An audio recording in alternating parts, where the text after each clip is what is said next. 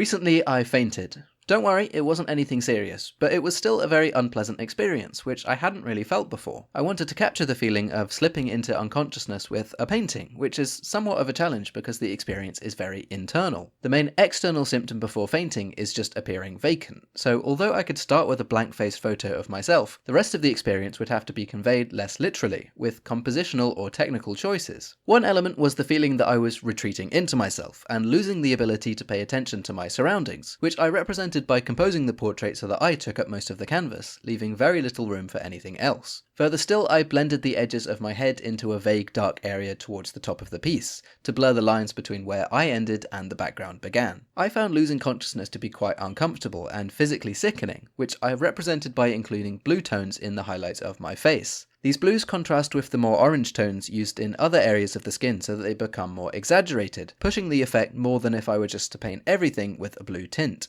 The last and most obvious decision I made in this piece was to have vertical lines of colour that drag down over my face, which bring to mind the imagery of an object melting. I wanted to make it very obvious that at the moment captured I am in the process of slipping into some lower state, but that this change wasn't an immediate one. Instead, there's an awareness of it happening.